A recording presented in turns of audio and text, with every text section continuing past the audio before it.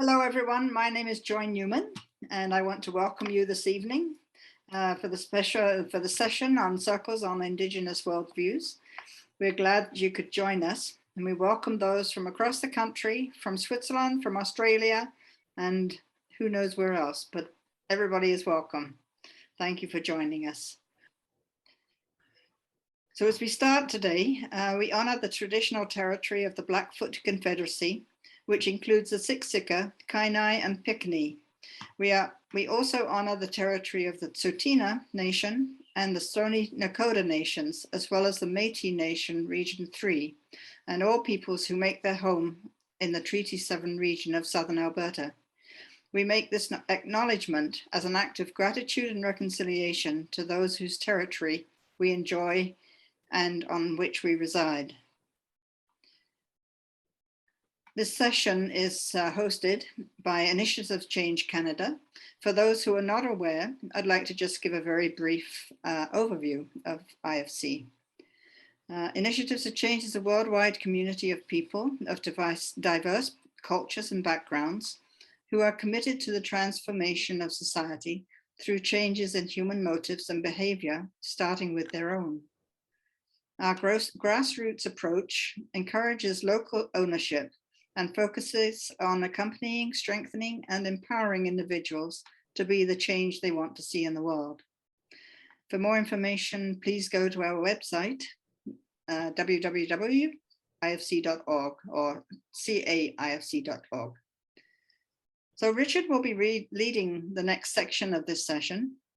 Richard is a former chair of IFC Canada with years of involvement nationally and internationally, focused mainly on conflict transformation and reconciliation. Over to you, Richard. Good evening, everybody. It truly is a great pleasure for me to introduce Elder Alvin Manitopyes, whom I have known long enough to remember that we both attended an Initiatives of Change conference for young people in the 1970s in Montreal. Alvin is a Plains Cree and is of Plains Cree and Anishinaabe ancestry, and is a member of the Muskowgwan First Nation in Saskatchewan. He now lives in Calgary, Alberta. Alvin was raised in a traditional manner and was taught the importance of preserving ancient Indigenous knowledge and interpretation of natural laws according to the teachings of the elders. He is recognized as an accomplished traditional dancer on the North American powwow circuit and has traveled extensively through Europe and South America, sharing his culture and traditional knowledge. In addition, he has considerable experience in advancing the social and economic development of First Nations and has co-founded several social and educational organizations, such as the Plains Indian Cultural Survival School in Calgary. Some of his economic and social development work has been as a consultant to different Canadian government agencies, such as the Public Health Agency of Canada and the Employment and Immigration Commission. In recognition of 40 years of community involvement and service, the City of Calgary recently named Alvin the 2022 recipient of the David Crowchild Memorial Award. These are the pictures you see of him accepting that award. The city cited his engagement with local communities to, quote, educate and raise awareness about Indigenous culture, history, and spirituality, unquote. Alvin has been involved in environmental issues for many years. In the announcement to this gathering, you will have seen that it mentioned that Alvin attended the first UN climate environmental conference in Stockholm. This is in fact not true, but he did attend the Earth Summit in Rio in 1992. And at the beginning of this month, there was an event 50 years after the Stockholm conference, which happened online, at which he was asked to present the Indigenous recognition message, which you see beside his picture. The announced topic for tonight is changing of the Earth, climate change initiatives led by First Peoples. Alvin will also touch on a number of other issues, such as the sharing of traditional knowledge, the relationship between First Nations and wider society, and make some reference to the sad experience of the residential schools and to the upcoming papal visit to Canada. The final picture we have for you was taken in 2006 at the Initiatives of Change Center at Co in Switzerland during the Global Indigenous Dialogue. I think another, Louis Cardinal, who is also part of this meeting, is seen on the right. And our friends from Australia may recognize the gentleman on the left. His name is Ray Minicon. Good. So Alvin will now talk to us for approximately 45 minutes, after which we'll have a Q&A. So we'll see how things go. Alvin, we look forward very much to what you have to share with us this evening. Thank you. Good evening. Can you hear me okay? Okay. Tanse gakioni no temtek. Aya wapamatak ino awania. Asinipatak nihio nia iko apitao nakuino mina.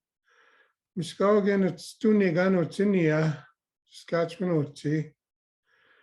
Ego eteneni naskmo kakio isino aku tanawapmak. Ego mina ninaskmo stay amopai chikoma. I give you greetings in my language. It's our way to say a few words in our language before we do some sharing. What I said was I'm a Assiniboine Cree Saulteaux Anishinaabe Indian from Muskowhegan Reserve in Treaty 4 territory in Saskatchewan. And I'm very happy to see all the people here today. And I'm very honored to be part of this meeting. I think I'm going to start with give you some background information of, I guess, how I was raised, and that'll lead into, the other issues that we're facing today as Indigenous people. When I was a young child growing up on the reserve, it was very carefree days, and I spent most of my days with my cousins and riding horses and hunting, and it was very happy times. We had very little contact with the outside world. We were going to town maybe once a month to go, we call it ration day, and go and get groceries and supplies and so forth. But in growing up, we had the residential school on my reserve, Muskowhegan Residential School, and I attended that school. But the experience I've seen of those young children, can you imagine having a truck, a farm truck, driving up to your house, and all the children that were on the list had to get on that truck. So a lot of them weren't prepared. The parents weren't prepared. They had to let their children go. And when they would round up the children from the surrounding reserves and transport them to the residential school at the beginning of the school year. So you'd have anywhere from 20 to 30 children standing up in a farm truck And you had the little children crying all the time. What's happening here? You know, what's going on? Why am I being removed from my home? And then they would be unloaded at the school, and they'll have to go through a process, you know, of getting their hair cut and getting coal oil drenched in their hair, you know, and showers, and then getting their haircuts and being assigned their beds and other stuff and all that. And one thing is that if the parents resisted, then the Indian agent would inform the RCMP. So the parents would be punished for not complying. They would withhold rations, and they would have other measures, you know, against them for not cooperating with the church and with the RCMP. So some of them even went to jail for not wanting to have their children being sent to residential school. In some cases, very rare, some children were hidden in the far north bush camps, and from there they were taught the traditional culture and spirituality and so forth. Some went to the mountains, and some families lived in the foothills in the mountains, and when they seen the RCMP coming, the children were trained to run into the bush to hide, and because their parents didn't want their children being taken away to these residential schools. But anyhow, at the residential school, we were, on one side we had the boys, and the other side we had the girls.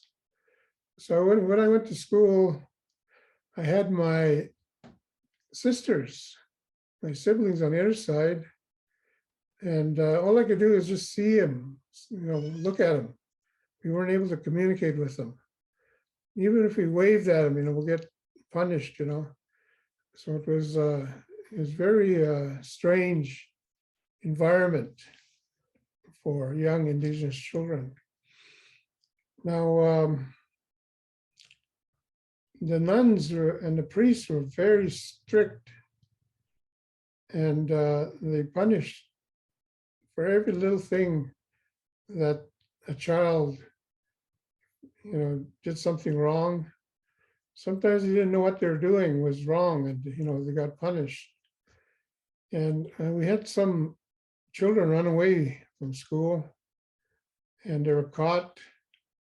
They're brought back, and the priests, they shaved off their heads, so they had a bald head, you know. And of course, you know, the other little boys would laugh at them, you know.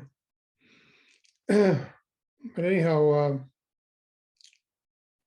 you know, this whole issue opened up when those 215 graves, unmarked graves, are found at Kamloops Indian School. And since then, we've discovered there's over 10,000 already confirmed unmarked graves. But some feel that number is going to double that by the time they're finished with all the searching of all the grounds of all the residential schools across Canada. Now, Canadians were shocked, you know, why do we have these unmarked graves? What happened to these children? And you have some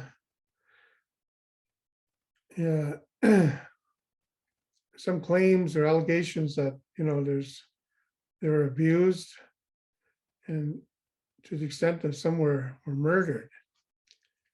But we don't really know the whole story. It has to be a big investigation. But not all of them were abused. Some of them were sick, and that's where they were buried. Now, the other terrible thing that happened is that when you had parents that would travel down to the residential school many miles and set up camp, and then in the morning to go have a visit with their children. In some cases, they were told that their child died and they wouldn't disclose any details. So all that the child just died, that they're buried and locally close by. So the parents had to go home and not knowing what happened to their child. So it's very terrible what happened, and because sometimes they'll go through a whole school year, and when they go pick up their children, they would find out that their child died during the months they're in that residential school. So there's a lot of different reasons as to why there's a lot of children in those unmarked graves. But a lot of it stems from the abuse. A lot of it is from negligence, because they're placed under the care of the priests and the nuns and the workers at the school. Now, today we have survivors who've been to those schools. There's also a number of children that went through that whole school system. And for them, that was a positive experience. They're able to go into post-secondary school, and today they're very successful people. Some are professionals. And, those you don't hear of either, You just hear about all the negative stuff, So I think we have to acknowledge, that, for some children, it was a good, positive experience. Some were introduced to sports, to hockey, and some were introduced to other things like, making things like crafts and so forth. And also we worked, they made us work all the time to keep the upkeep in the residential school. Various chores and tasks need to be done, like milking cows and so forth, and hard physical labor. That's what the children had to go through. For some, and I think for myself, I think it created also work ethic, getting up early and going to work, because I was trained at a very early age, and it was instilled into me, But anyhow, what happened to me was I was abused in the school, physically assaulted, and was rammed into the concrete wall in the basement. And I still have the scars today on one of my eyes, that's the bone is out of place. But what happened was that the principal, well, not the principal, the administrator, that's what they call him in those days, rather than sending me to the hospital where I needed medical attention, they put Band-Aids on me, and then they summoned my grandfather, because they had another set of grandparents on that reserve, Muskowhegan Reserve, but I was raised on the Quaquachus Reserve. So my grandfather came and got me, and that's where I stayed at his place, and my grandparents. And after a few days, he took me to town, and I enrolled into the school in town. So I had to walk to school every day. That was my experience, and there's I witnessed and experienced firsthand the neglect that was happening. And when I filed for my claim, I got the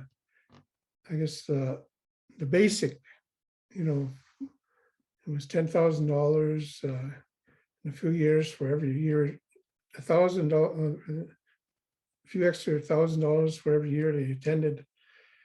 And but I did not receive any compensation for my injury because there was no medical documentation, so I couldn't prove it.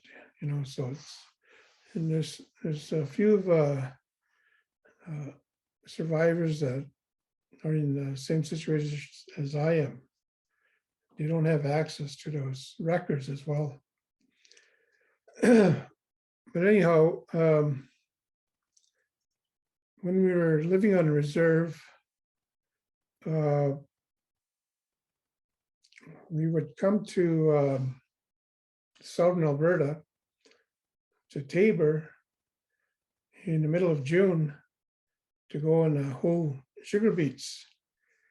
And the thing about it is that the Indian Affairs had a policy with the government and with the employment department to allow the children to leave school early so they could accommodate the farmers in southern Alberta who need to have their crops looked after. So we left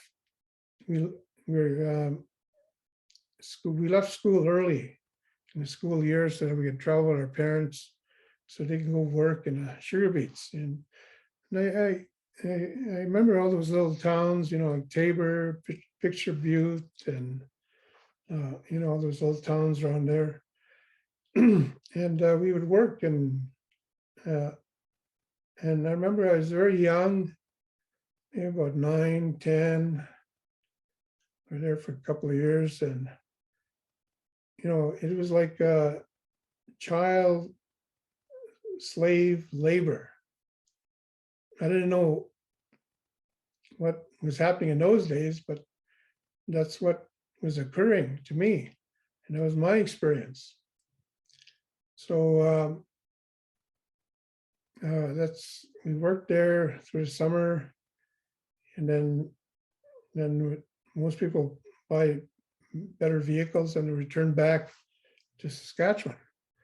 And there was Indian families from all over Saskatchewan and Alberta that came there to work. And that was the only work that, we were, that was the only opportunity for employment for Indigenous peoples. For the most part, we were suppressed and kept on reserves. We weren't able to go and work outside, the reserves until 1961. A number of my uncles, they went to Montana to go work because, that's where they're able to find work in that. It was very difficult for an Indian to find a job in those days. But in 1961, I remember we'd go to town. I was only like 5 years old, and we'd go to town in a horse and wagons. And us young guys would ride ponies and all that. It was fun. But one day there, we usually had our Indian camp outside town, where we kept our horses and we made fires and we made lunch and all that. And then we'd go in town and do our shopping, But that one day, the men were all very happy because they were allowed to go and drink in a beer parlor in a hotel. So this little kid, people are pretty excited about this, and we'll go peek into the door of the bar, They'll see my uncle sitting there, and they'll see us kids, opening the door and peeking at them, and they'll raise their glasses of beer at us, and kind of celebrating, because they're given that right to consume alcohol. And that was a time when we were Prime Minister Diefenbaker proclaimed us legally as Canadian citizens. So we're able to, go out and vote, able to go out and drink, and there's more opportunities open for us in the early 60s as far as employment and that. And there's one little town not too far from the reserve. I was told by my uncle that we used to go there, and they used to go up there and drink, and in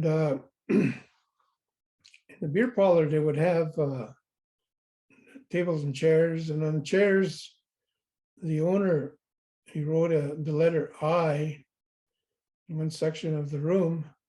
In the other section he wrote on chair W. So the I meant Indian, and so that's where the Indians had to go and sit, and the other place chairs are assigned to white people. So there's still that segregation that was happening, eh? So even though the government may pass legislation, looking at laws of equality, still, the community and the business owners and the companies, they still have to take measures to comply with that. So even though the government, like today, we have the Truth and Reconciliation, the 94 recommendations and so forth. Sure, it's a very worthy document, but it's another thing for that to be implemented at the local level. So what's happening now is you have civic governments, towns, the corporate and industry looking at ways to implement reconciliation with First Nations people. So it's one thing to put in black and white in Ottawa, but it's another thing to implement it between the actual people, between the Canadian people and the First Nations, Indigenous people, and the Métis people. So we're going through that process right now, and I find, I'm starting to get quite busy in doing presentations to corporations. I live here in Calgary, and last week we had Aboriginal Awareness Week, and I did presentations to 2 major oil companies and also to the staff at the City of Calgary on cross-cultural sensitivity training, and also talking about reconciliation, and also talking how we can work together as, to work towards reconciliation. But anyhow, we've come a long ways, since those days. So I've seen the transition, of Indigenous people were being suppressed on Indian Reserve, and our rights were being denied, and then it opened up in the early 60s. And as we got into interacting more with the larger society, but it was like a curse, because all of a sudden alcohol flowed freely throughout the reserves right across Canada. And many of our people became addicted to alcohol. And some reserves, you have as much as 90% of the whole reserve drinking. It was a very sad state. You have that image that came out in the media, the drunken Indian. So this is what the Canadians, they still have that stereotype today, how those are Indians, they're lazy, they don't want to work, and all they do is drink alcohol. That's what I grew up with, that kind of attitude. But as I go out explaining that when we lived on reserves, like my own grandfather, he was he had to get a permit, to sell a certain amount of grain, or to kill a cow, or to sell a cow, and everything was controlled by the Indian agent, and there was permits and everything. So we weren't allowed to expand our little farming operation. And whereas, the white settlers were able to expand their farms and grow their cattle to hundreds, and, have more grain fields, buy more land and expand. So they were given the privilege of creating equity for their farms and homes, and from there they're able to finance their children, grandchildren to attend university. And we have like for example, in Saskatchewan, they'll send their kids out to the big universities in Toronto or Calgary or wherever. But as Indian people, we didn't have that luxury. We were suppressed. We only can develop so far, just enough for us to survive and to have that meager existence on a reserve. And that's because of the Indian Act that controls the whole reserve system there. Eh?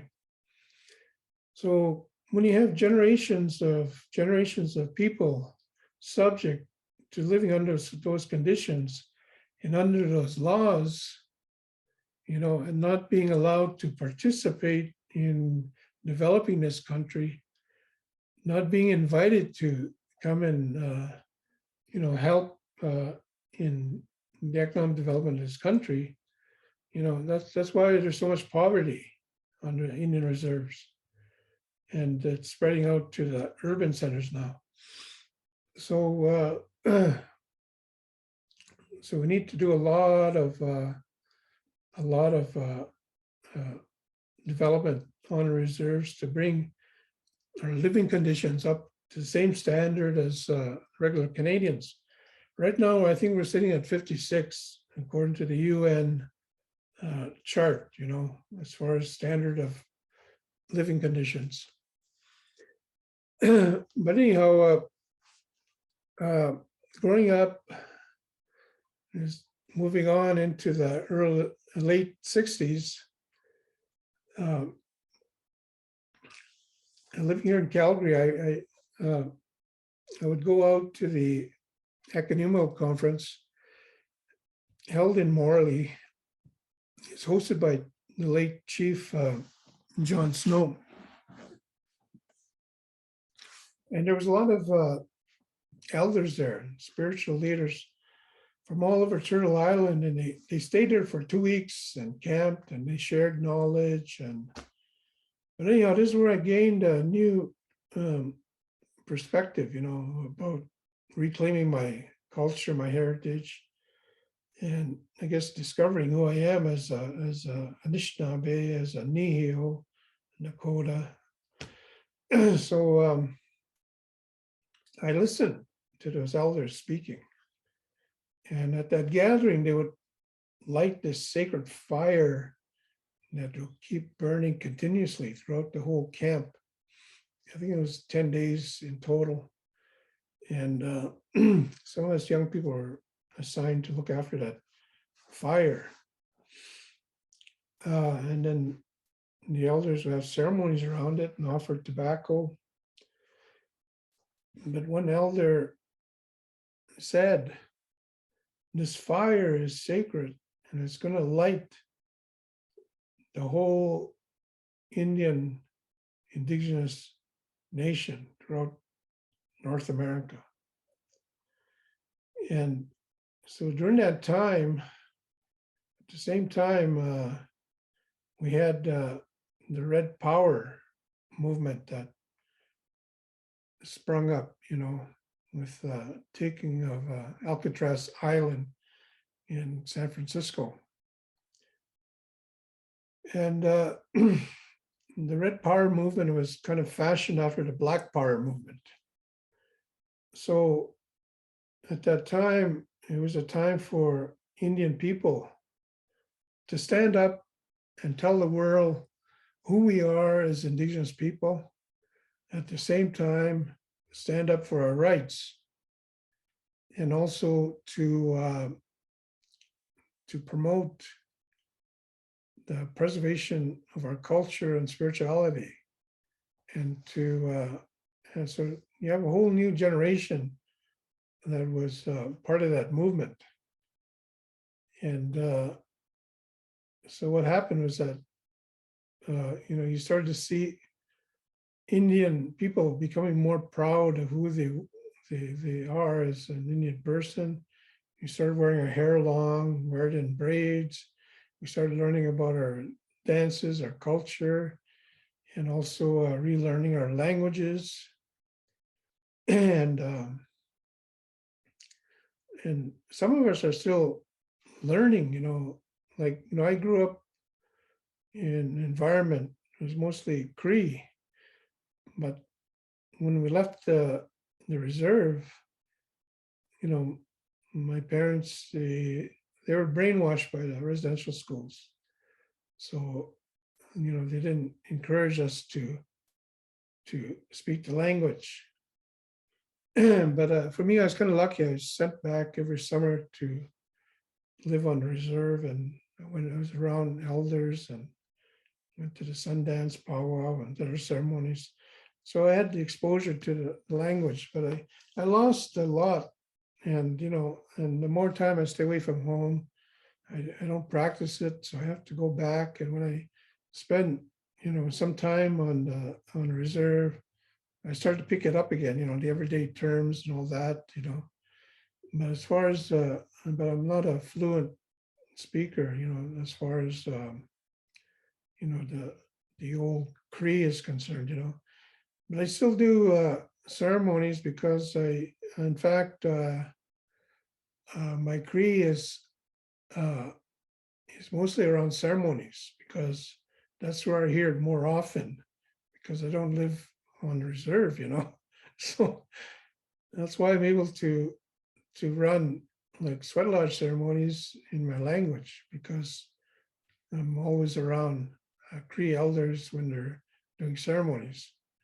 So, but if I went back home and stayed on reserve, I'll be able to become more fluent in my language. But anyhow, that's very important movement that's happening right now, is retention of our language. Because the system, over 100 years of the residential schools, it was forbidden to speak your language, and you're punished for doing that. So, I experienced that within my own family, and I seen it.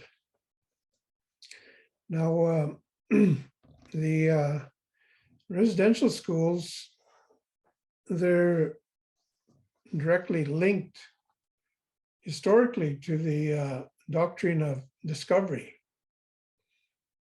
Now, that document is the most racist document in history, most racist document in the world, because it's all about destroying groups of people, their culture, and there's acts of genocide that occurred here in North America. There was lands that were stolen under that document, which gave the Europeans, the French and the English, gave them justification to go in there and take over that Indian land if those Indians did not convert to Christianity. So for the past 500 years, Indigenous people have been living under the shadow of the cross. And, and we're starting to wake up and using the strength of our spirituality.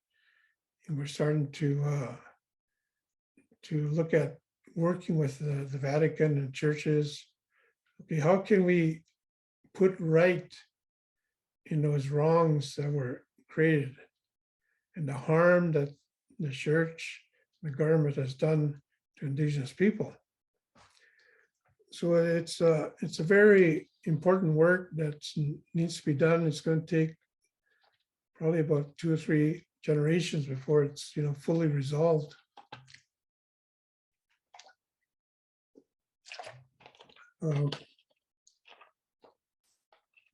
So when we signed treaties with the British Crown, the Queen's representatives came and met with the chiefs in, again, where I'm from is Treaty 4. It was held at Fort Capel in 1874. And I'm holder of the original Treaty 4 document. So I'm keeper of the Treaty 4 treaty knowledge. And so when they came, it was it took a long time for the chiefs to make that treaty. There's a lot of negotiating. But anyhow, we agreed to share the land. We didn't sell the land, and we didn't surrender the land. Our understanding, according to our oral traditions, it was a long-term lease arrangement where they only wanted the land for agricultural purposes, for the settlers to come here to build their farms. And the only land that was negotiated on was enough land or earth for the plow of the white man to penetrate the earth, like 10 inches. So that's the only land that was given up as part of this lease arrangement. We did not give up the resources underneath the ground. There was no agreement on the natural resources, the timber, the water, and the treaty. Queen's representatives told us, you can keep your way of life. You can keep on your hunting, trapping, fishing. We don't want your animals. You can have your animals, and so those gave us the hunting rights, because we still hold those inherent rights to go out and hunt and to sustain ourselves in our traditional manner. And they said you can also keep your ways, your culture and spirituality. But those are unwritten, those are just talk, because my great-great-grandfather, Chief Guapachus, he went up to the Queen's representative. He had 2 sacks of earth, and he put it on a table, and he says, okay, this sacks of earth comes from my land, my territory. How much are you going to pay me for these 2 sacks of earth? And the Queen's representative said, couldn't answer. I can't answer that. I cannot buy that earth from you. Then my Chief Cooperative says, well, how would you expect us to, we cannot sell you this land. It's impossible for us to sell this land. Besides, we have no right to sell it because the land does not belong to man. It's our belief. And so, you know, at that time, they couldn't comprehend the private ownership of land.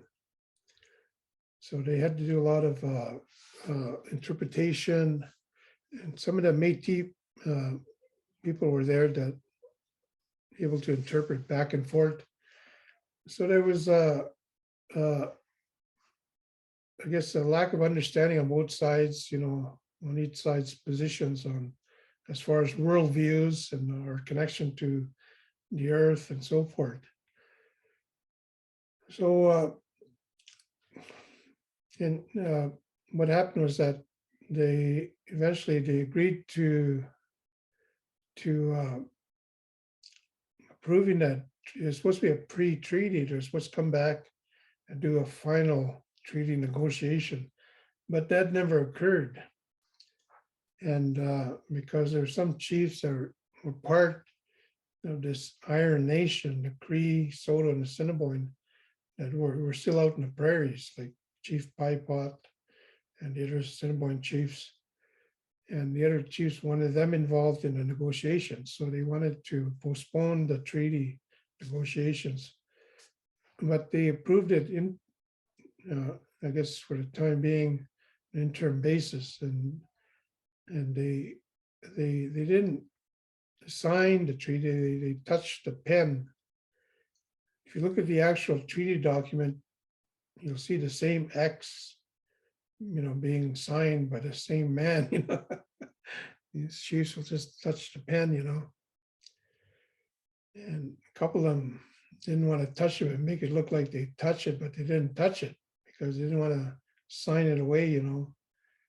So it was a very intense time for the chiefs at that time, and the people were camped there, and at night they would do ceremonies, and also the women had their meetings, and they were gave direction to the men and the leaders, and the women were crying, saying, "We're going to lose our land. This is the land that," because we believe that this land was created for us, that we put here on this part of the earth. This is, you know, our traditional territory, our ancestral homelands. So anyhow, we agreed to share that with the newcomers. And in the treaty, it says there, no Indian shall molest, you know, any of the settlers, you know, other persons. So if you look at that word molest, that's in there because of this stereotype that the Europeans had about Indigenous people here in North America. Because previously there was big wars that were happening in the United States across the Medicine Line, and I guess the soldiers of the White Father, President of the United States, and his armies, and also the settlers had a fear about the Indian peoples, and they feared the Indian warriors because we were such real, you know, really good fighters, you know, really great warriors. But there was a lot of bloodshed, and at times the Indian people, you know, there was this thing about, you know, scalping that was introduced by the settlers, and where they put a bounty on Indian heads. The heads got too heavy, so you just made it scalps. They paid people, you know, they turn in an Indian scalp. So it was that type of genocide that was happening. So the Indian warriors retaliated but it created a lot of fear. And one of the biggest fears that the white man had was that for an Indian man to molest a white woman, so that was a stereotype in those days. That's why those words is in that treaty, because when they negotiate in Fort Capel, they said, okay, we're going to have these settlers coming over, they're going to open up their farms, and while the settlers out there working on their land, we don't want the Indians coming around and molesting, their homes and their wives and so forth. So, so even this one little word is because of all this, what happened in history. It creates these stereotypes, eh? And so a lot of people, it's not really in the history books, but that was kind of discussions that was happening. And then they told us, they told my great-great-grandfather, they says, okay, we'll give you a red coat. That means the RCMP. And they'll maintain the law and order on the reserve and maintain the peace between the Indians and the settlers, or the pioneers. And in that red coat, there'll be brass buttons, and there'll be an image there of the crown. And we call that Okimau Isqueo Astuten, the Queen's hat. So they had little brass buttons on the red coat. So that red coat made a vow to uphold the word of the Great White Mother. And that also meant that their role during the treaty negotiations, that their role was to protect the treaties from being broken. Because we were told no man on two legs can come and break the treaty. If that man tries to break the treaty, the redcoat's going to punish him. So the role, it's supposed to be the role of the RCP today to protect the treaty. But, after they put us on reserves, they completely forgot all about that. Rather than protecting the treaty, they helped the Indian agent in implementing this oppression that happened, on Indian reserves. And, and a lot of starvation occurred on a lot of reserves throughout the Canadian West. And then from there, they introduced these residential schools, So anyhow, that's some of the history with the treaty and the Indian Reserve System and residential schools. And going, I guess, fast forward again back to 1969, when you had this resurgence of Indian culture happening on Turtle Island, and also a new movement called the American Indian Movement came into being. And that was started, a couple of Anishinaabe men were in jail in Minneapolis, and they had talking amongst themselves because an inmate was threatening to commit suicide. And they started talking, well, how can we help him? And they seen the despair.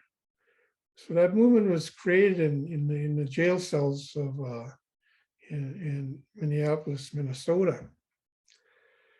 So when they got out, they called for the first meeting in July 1968. They thought maybe, a dozen people show up, but 200 people showed up, and they started the American Indian Movement there. And then from there, they got involved in a lot of protesting and protest walks. They took over Indian affairs in Washington, and they took direct action in towns where there's racism. Like there's one, the Raymond Yellow Thunder case and Wesley Van Hart Bull case. You know, those are issues that American Indian movement went in there and confronted the authorities and had clashes with the sheriffs and the police and riots and so forth. And, you know, trying to address what was happening there because the ranchers were getting away with murder. And, you know, in one case, Raymond Yellow Thunder, he was an elderly Lakota, and he was dragged down the streets of this one town, and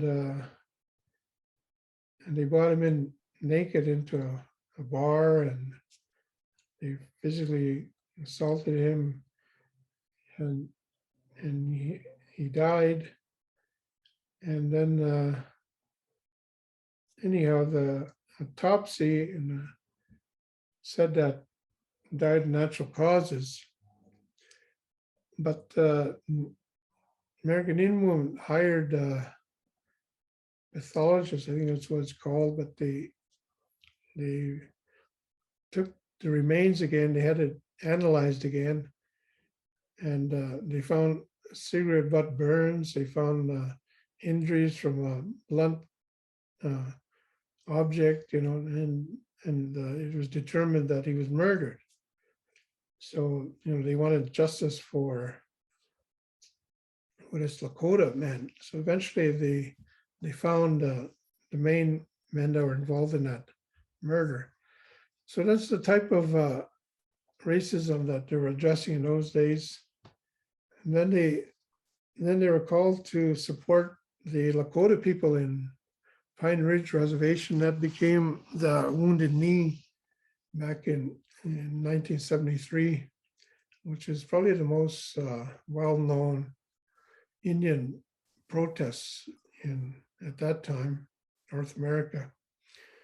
But what happened, from what I could see, is that in previous years, growing up as a young child, as a teenager, you know, we were referred to as the forgotten people. They stick us on the reserves and, you know, forget about us. They didn't really care what happened to us, you know.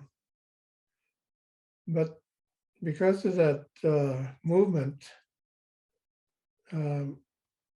our issues were brought to the forefront of international media, and we became part of the political landscape of in Canada and also in the US because of this political activity. So that was something that was necessary, that had to be done. And but what happened was that he did a study in a 10-year period before AIM came onto the scene, and after these incidents started happening, and the government started pouring more funding into the Indian reservations, both countries, the funding increased by 30-fold. It went to housing and education and so forth. So there's a lot of development happening at that time, and Indian organizations started to progress and develop and become more recognized. And Alvin? yeah. Sorry, I hesitate to interrupt when you're dealing with such sensitive and experiences, which we all need to take enough time to hear. I'm just conscious of the fact that we have some time constraints, and I'd also like, if possible, if there were a way to move into more of a conversation how would you feel now if we move to some questions? Oh, if I could just finish off. Yes, surely. Absolutely. What I was leading to was that because of what happened in those years in the 70s, the American Indian movement created the International Indian Treaty Council because the United Nations was willing to listen to the issues of Indigenous people because of what happened. So the International Indian Treaty Council was the first non-governmental organization to be recognized within the UN, and they're granted intervener status, and that led to the first UN Conference on the Rights of Indigenous People. And that same council was the ones who drafted up the first Declaration on the Rights of Indigenous People. That evolved to the document that we have today. So this is how it started, and it took a long time, many decades, for that document to be adopted by the UN. And eventually Canada adopted it. And now that's what is the basis, for this, a lot of this development. So there's these important documents that are happening, which I encourage people to learn about. One is a Declaration on the Rights of Indigenous People. The other one is the 94 recommendations on truth and reconciliation. And I feel it's also important that, yes, I'm talking about very sensitive things, but it's the truth.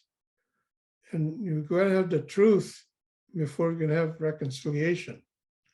So now all this truth is starting to surface, and we're all starting to be part of it. I know I'm part of it, and bringing out the truth by talking about these, what happened to us historically, so people have a sense of what happened.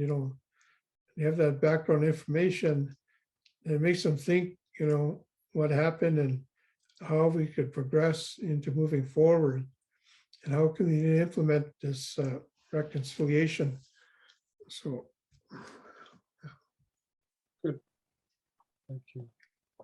Could we make sure, Joy, that those who are taking part in this conversation can get the links to the documents that Alvin mentions, the 94 recommendations of the Truth and Reconciliation Commission, and the... Yes, we'll put some links in the chat, but they'll also be sent out at the end during the next week when we send out a letter to everybody who participated. If you have any other material you'd like to point people to, Alvin, too, that we can include. Yeah. Include that as well. This conversation is so important. Yeah. Like I know that there's some one of the recommendations is to direct these monuments to that'll like for example, to look at the residential school legacy, and that's one of the recommendations. So there are some places are doing that right now. I know my reserve, Muskowhegan Residential School, has been declared as is working towards being a national monument, and we're doing the work right now with different government departments and looking at probably restoring that building and looking at ways how we can do that, because one of the few residential schools that are still standing today, and there's talk about having the school restored and renovated, and that's where they're going to store the archives, the records of all residential schools. So there's those type of discussions are happening right now on my reserve with our leaders and with the federal government. So could I ask if there are any any questions that anybody would like to put to Alvin, you can do it. You can do it by raising your hand and ask a question directly, or you can write it in the chat if you'd rather have one of us put the question to Alvin.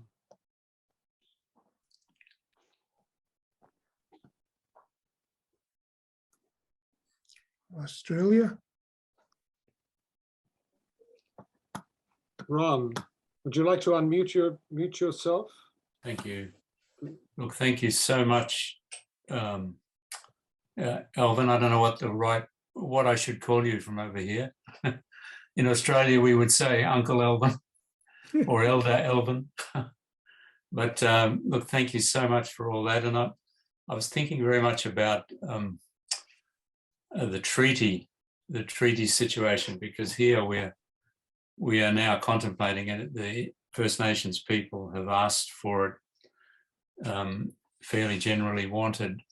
What do you feel, was there a benefit? I mean, I know those treaties were made in the 19th century and earlier.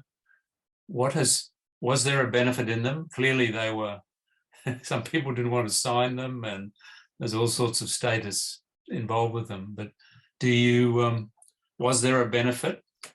And I suppose the corollary to that is what would you be, you probably don't want to advise us in Australia what to do, but what are the lessons for the treaty process as we go forward? Because it's already started at a state level in Victoria, something that we never ever did.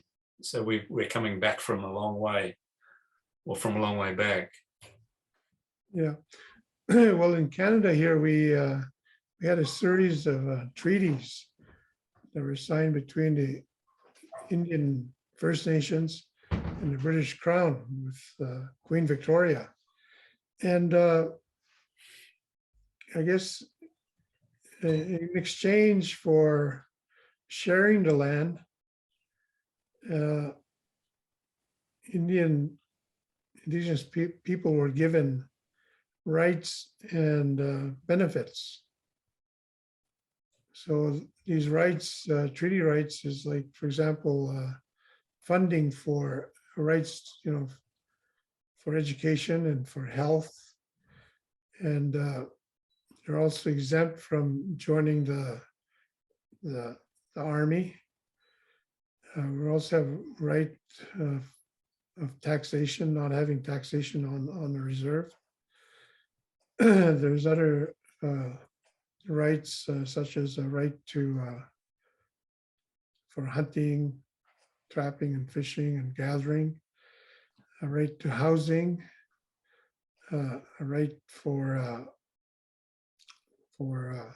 assistance in times of famine, or such as like the epidemic, that should be considered as a treaty right. So there's a whole series of rights that were recognized and legally recognized, and they're implemented by the federal government, Indigenous Services. So they provide benefits, to individual treaty people. So if you have a treaty card or a treaty number, then you're entitled to these rights and benefits. And also we're given the reserves to live on and to have our home in and so forth. Now, those are treaty rights, but we also have inherent Indigenous rights that we had before the coming of the Europeans. These are inherent rights that we always held: the right to hunt and fish, gather, the right to our own culture, identity, language, and so forth, and the right to freely trade amongst each other, and also the right to travel, mobility rights. And that's why we have the right to cross the border, because we've always had that before the border was made. So those are inherent rights. And when we negotiating with the British Crown, we were told what you have right now, you can keep your inherent rights, Indigenous rights. What we're giving you is a set of new rights, treaty rights and benefits that's on top of what you already have. So that was our understanding of in the treaty negotiations, you know. There's this, we're a holder of a bundle of rights, two sets of rights. There's treaty rights, and then there's inherent Indigenous rights. So, thank you. We have another question from Mangalam in Toronto. You're on. Can you unmute yourself, Mangalam? Thank you for sharing your journey and the history of the First Nation people. I have a question now on truth and reconciliation, regarding truth and reconciliation. At the moment, the truth is being told on both sides, right? And people are sharing their stories, which means healing is taking place. And apology is also done by the bishops and now by Pope. And he's coming now to again meet the people and apologize. So I want to know your sense now at this time. What is your sense of the people? Are they moving? Are they have the desire to move forward, looking at the future, or are they stuck? And I mean, I just want to know how you sense the present situation, because when healing takes place, you know, we have to, in some way, have to move on, you know. So Yes. that's my question. Yeah. Okay. In the past few months, we had a delegation of the leadership of Indigenous people, First Nations leaders, and they went to go see the Pope in Rome. And at that time, they were granted an audience, and the Pope offered an apology, but it was a written statement, and then also stated he'd come and visit us here in Canada. Now he is coming to Musqueam, which is a community of 4 Cree reserves, First Nations communities, and he's coming in July, and is one of 4 stops in Canada. So he's going to be going in Edmonton, and from there be flying to Musqueam, which is only an hour's drive of Edmonton, but he's coming in on a helicopter because there's going to be, like, you know, you estimate maybe 15 to 20,000 people converging on that community for a chance to see a glimpse of the Pope and to listen to him. So we're looking at putting up these big, what do you call those? Big screens, you know, so people can see him when he gives his presentation. The problem is he's only going to be there for a short amount of time, which is 1 hour. So, you know, there's only going to be a handful of people being given the opportunity to shake his hand, you know. But it's also a time for survivors to go there and to listen to him in person. And they just want to listen to him to say those 3 words, you know. I'm sorry. I am sorry. That's I guess that will mean a lot to many of the survivors, just to listen to those words. Now, I looked at, I guess, the whole issue, and being a survivor myself, I feel that apology does not go far enough. He may be sincere in offering and saying an apology, but there still has to be nothing's really going to change. There still has to be action done on the part of the government and the churches to look at real reconciliation. Now, the other thing is the Pope, in his written statement he made in Rome, he asks for forgiveness from God.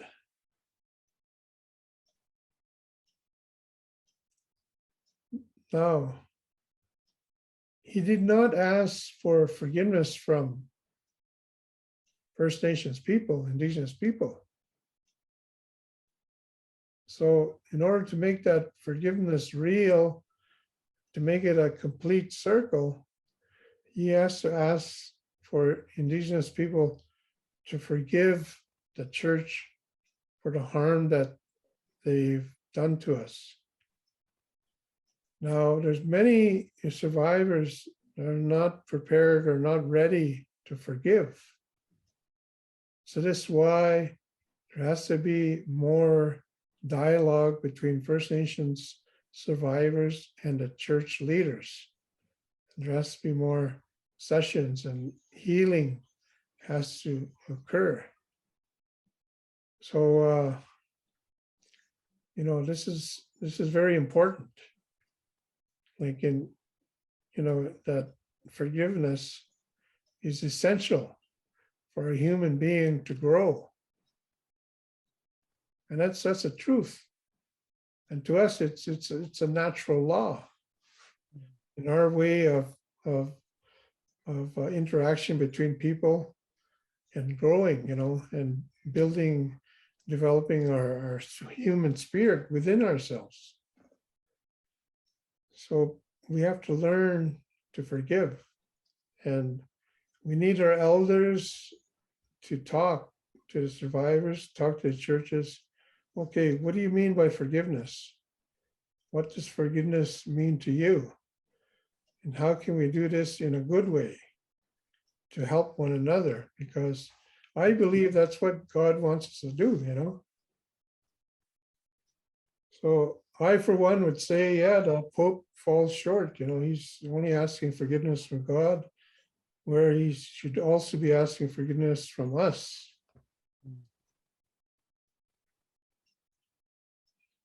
Thank you. I think Mangalam's question also should be put to the wider society. I think those who have inflicted harm often are those who want to move on from a situation more quickly, when it is they who need to engage in the deeper reflection. And as somebody who was educated in British schools, I'm having to come to terms with much of the things that I was brought up to be proud of and that I've discovered have caused such harm to others. It's a difficult process, and it's not a quick process. It's a deep process. And I think in response to what you say, Alvin, I think those of us who are members of churches and communities in this country need to make sure that the reflection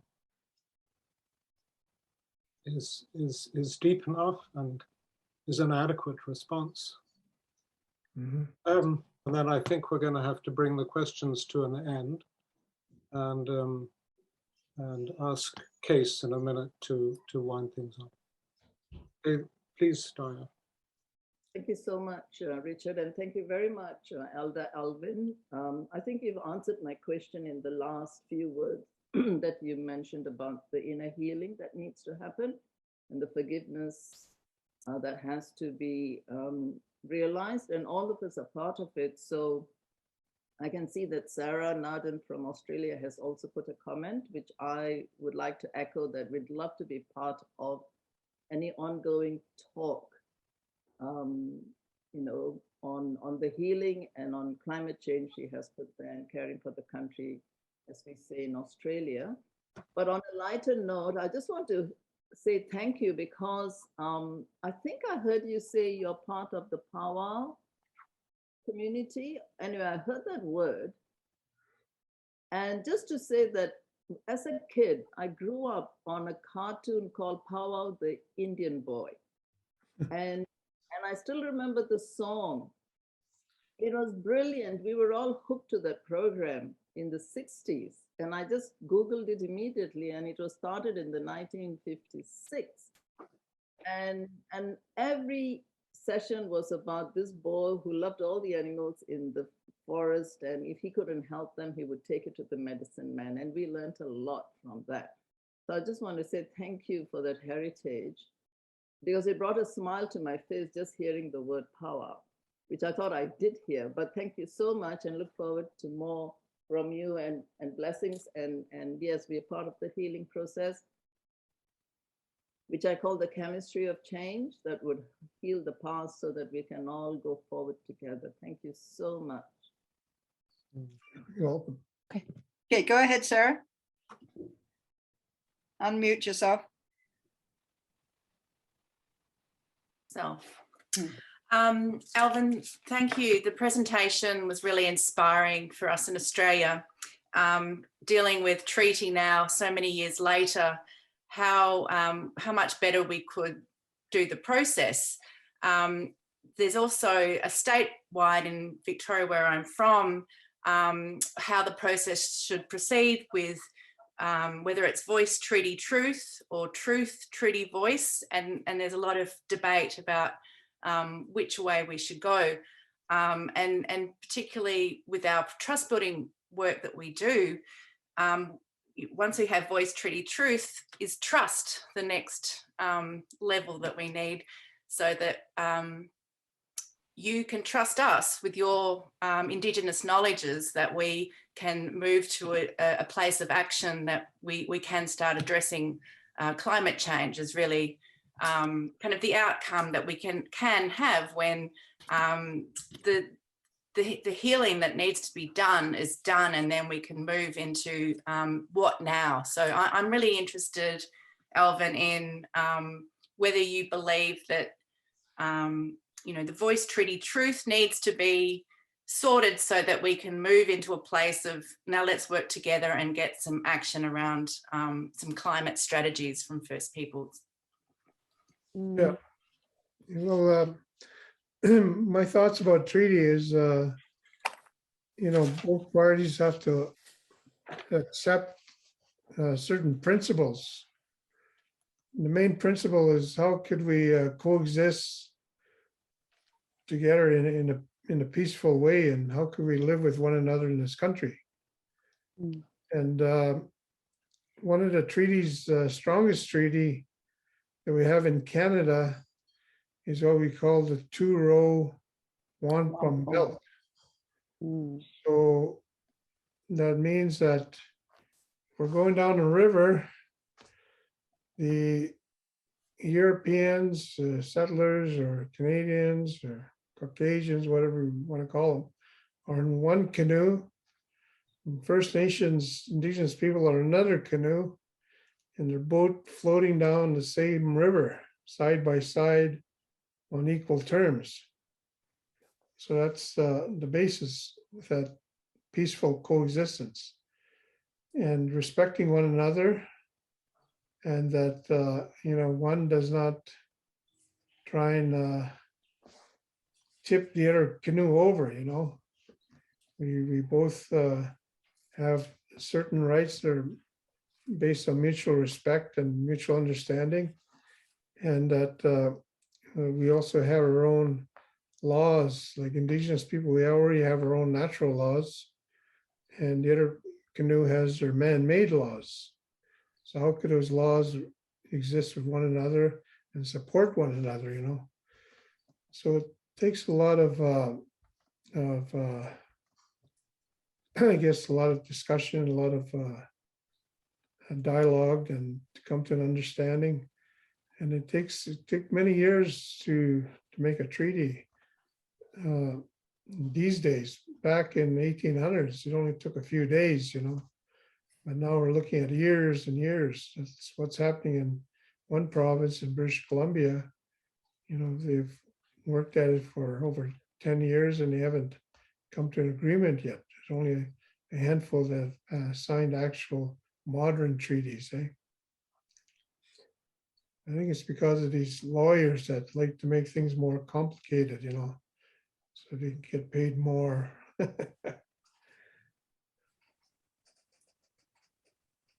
Thank you. I love the canoe analogy.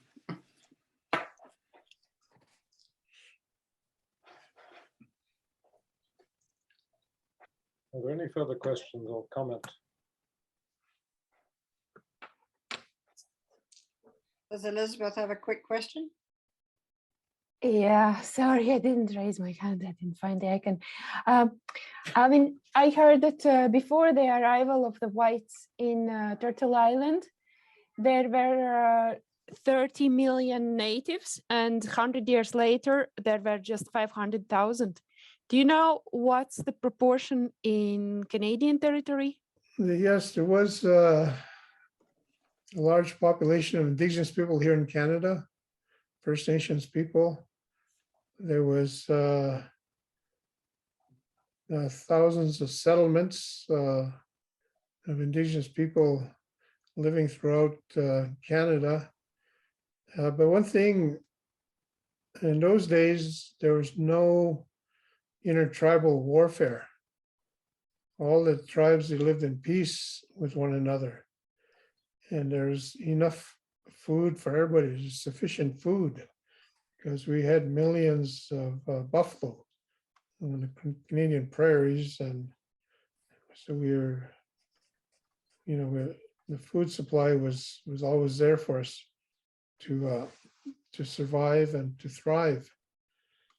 So it wasn't until the Europeans came that they introduced, the territorial, wars, amongst us, and our people started to become more territorial, and they started to have access to guns and knives, and but anyhow, back in pre-contact, there was no warfare amongst us. We all lived in peace.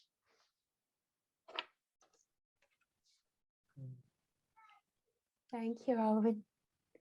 And it was warfare and starvation and sickness and disease that brought down the populations of Indigenous nations.